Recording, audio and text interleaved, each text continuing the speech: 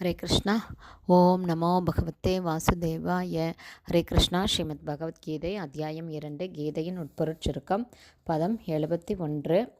விகாய காமான்ய சர்வான் புமாம்ஸ்சரதே நிஷ்பிருகः நிர்மமோ நிரஹங்காரக சா சாந்திம் அதிகச்சதி.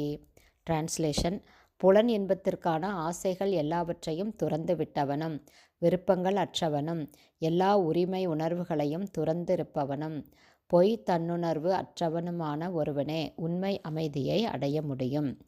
இங்கே உண்மையான அமைதியை யார் அடைய முடியும் அப்படிங்கிறத பகவான் சொல்கிறாரு.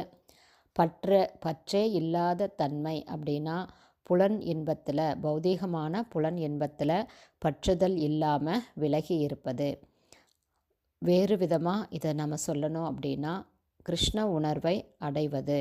பகவான் ஸ்ரீ கிருஷ்ணருக்கு சேவை செய்வது, பக்தி செய்வது, நாம ஜபம் செய்வது, இப்படி பகவான் மேலே பற்றுதல் வைப்பது பற்றற்ற நிலை அப்படின்னு இங்கே பிரபுபாதா விளக்க உரையில் சொல்கிறாரு. அதாவது கிருஷ்ண பக்தியை விரும்புவதே பற்றற்ற நிலை. புலன் இன்ப பொருட்களை விரும்பாமல் இருப்பது,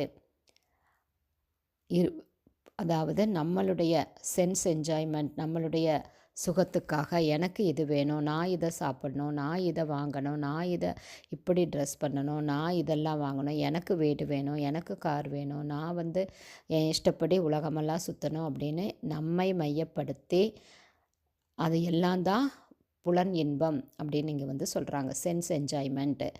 இதை எல்லாமல் இந்த புலன் இன்பத்தை விரும்பாமல் பகவானை விரும்புவது, பகவானுக்கு பக்தி செய்வது, பகவானை அடைய ஆசை வைப்பது, இதுதான் பற்றற்ற நிலை அப்படின்னு இங்கே பிரபுபாதா சொல்கிறாரு.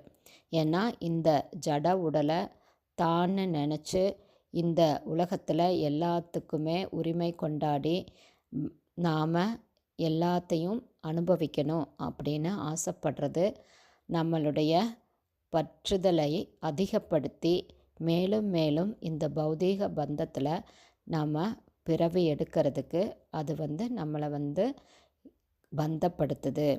அது இல்லாமல் பகவான் மேலே பற்றுதல் வைக்கும்போது இந்த பந்தத்திலிருந்து விடுபட முடியும் அப்படின்னு பகவான் சொல்கிறாரு.